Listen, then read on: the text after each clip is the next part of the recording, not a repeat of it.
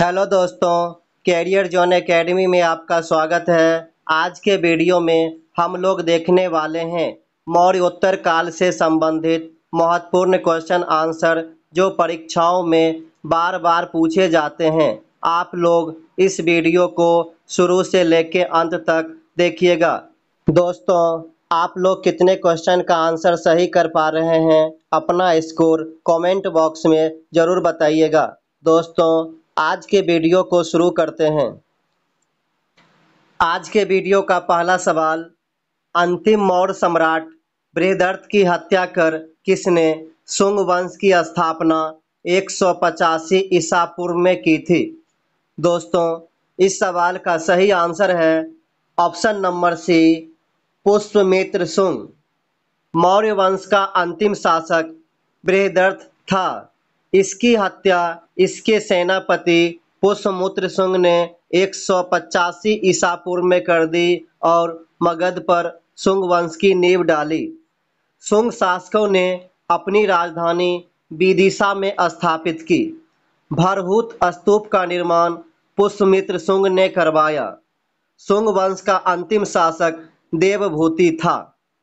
अगला सवाल, सवाल नंबर 2, कण्व वंश का संस्थापक कौन था? दोस्तों, इस सवाल का सही आंसर है option number B, Vasudeva. Shunga वंश का अंतिम शासक देवभूति था। इसकी हत्या 73 ईसा पूर्व में वासुदेव ने कर दी और मगध की गद्दी पर कण्व वंश की स्थापना की। कण्व वंश का अंतिम राजा सुशर्मा हुआ। अगला सवाल, सवाल नंबर 3, सातवाहन या आंध्र सातवाहन राजवंश की स्थापना किसने की? दोस्तों, इस सवाल का सही आंसर है option number A, Simuka. Simuka ने 60 ईसा पूर्व में सुशर्मा की हत्या कर दी और सातवाहन वंश की स्थापना की।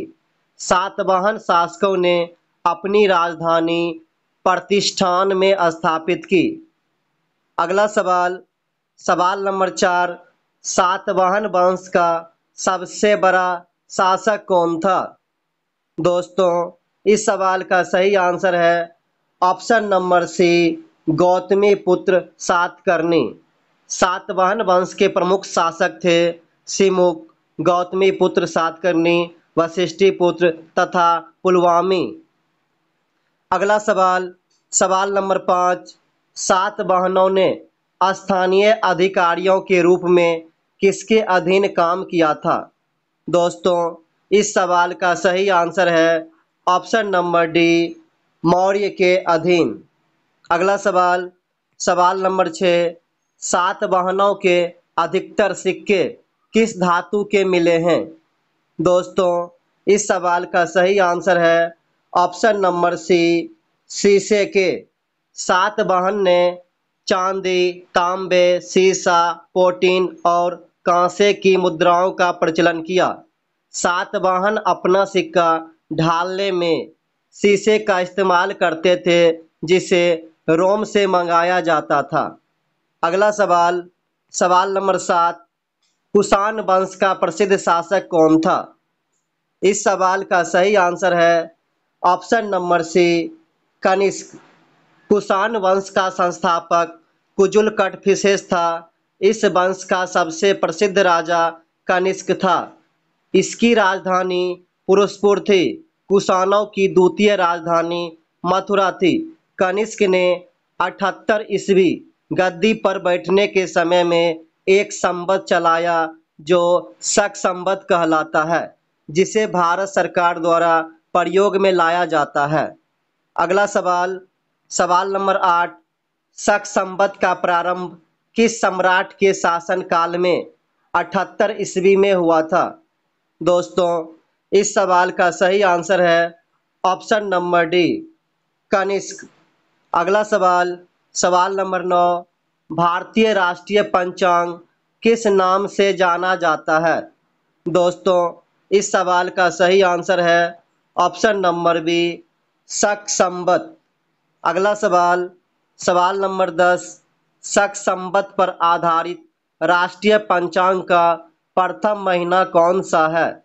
दोस्तों, इस सवाल का सही आंसर है ऑप्शन नंबर ए चैत्र और शक संवत पे आधारित राष्ट्रीय पंचांग का अंतिम महीना फाल्गुन होता है।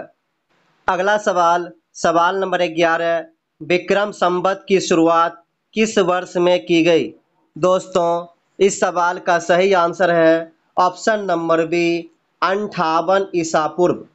58 ईसा पूर्व में उज्जैन के एक स्थानीय राजा ने शकों को पराजित करके बाहर खदेड़ दिया और विक्रमादित्य की उपाधि धारण की। शकों पर विजय के उपलक्ष्य में 58 ईसा पूर्व से एक नया संवत विक्रम संवत के नाम से प्रारंभ हुआ। विक्रम संवत की शुरुआत राजा विक्रमादित्य ने की। अगला सवाल, सवाल नंबर 12, चरक किसके राज चिकित्सक थे? दोस्तों, इस सवाल का सही आंसर है ऑप्शन नंबर सी कनिष्क। चरक को आयुर्वेद का जनक कहा जाता है। इन्होंने औषधि शास्त्र पर एक ग्रंथ लिखा था जिसका नाम चरक संहिता है। अगला सवाल, सवाल नंबर 13, आयुर्वेद का जनक किसे कहा जाता है? दोस्तों, इस सवाल का सही आंसर है ऑप्शन नंबर सी चरक। अगला सवाल, सवाल नंबर 14, चरक संहिता के लेखक कौन हैं? दोस्तों, इस सवाल का सही आंसर हो जाएगा ऑप्शन नंबर सी चरक। अगला सवाल, सवाल नंबर 15, भारतीयों के लिए महान सिल्क मार्ग किसने प्रारंभ कराया?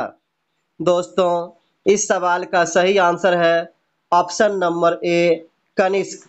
सिल्क मार्ग चीन से होते हुए ईरान तथा पश्चिमी एशिया तक जाता था। इसका आरंभ कनिष्क ने करवाया था। अगला सवाल, सवाल नंबर 16, किसने बड़े पैमाने पर स्वर्ण मुद्रा चलाई थी? दोस्तों, इस सवाल का सही आंसर है ऑप्शन नंबर बी कुषाण शासकों ने। कुषाण शासकों ने भारी संख्या में स्वर्ण मुद्राएं जारी की जिनकी शुद्धता गुप्त काल की स्वर्ण मुद्राओं से उत्कृष्ट है। अगला सवाल, सवाल नंबर 17, किस कुषाण शासक ने सर्वप्रथम स्वर्ण मुद्राएं जारी की? दोस्तों, इस सवाल का सही आंसर है ऑप्शन नंबर डी बिम कडफिसेस।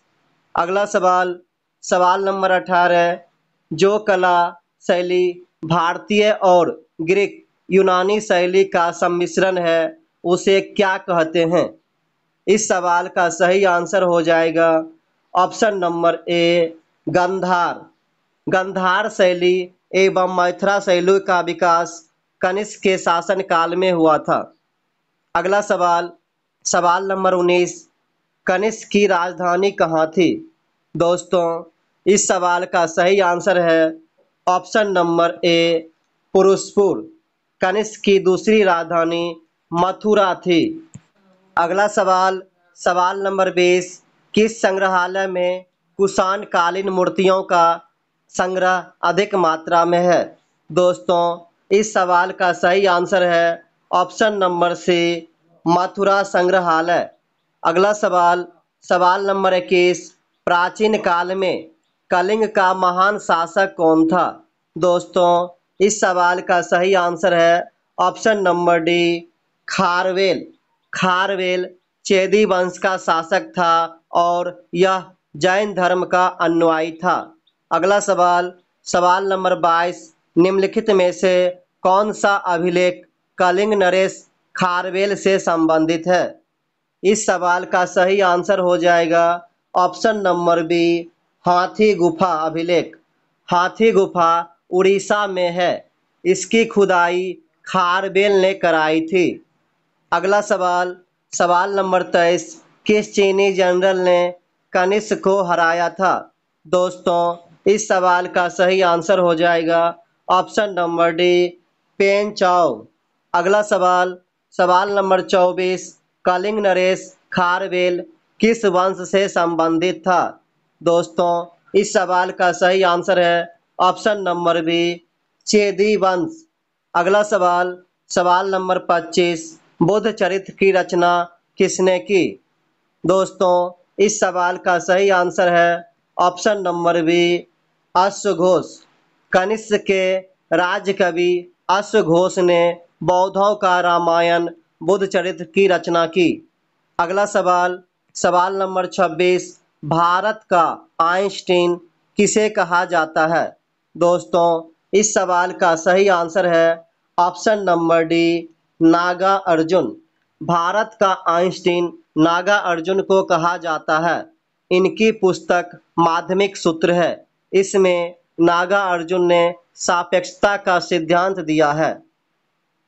दोस्तों, अगला सवाल आप लोगों के टेस्ट के लिए है। आप लोग इस क्वेश्चन का आंसर कमेंट बॉक्स में ज़रूर बताइएगा। दोस्तों, ये वीडियो आपको कैसा लगा, लाइक कमेंट करके ज़रूर बताइएगा। Thank you for watching.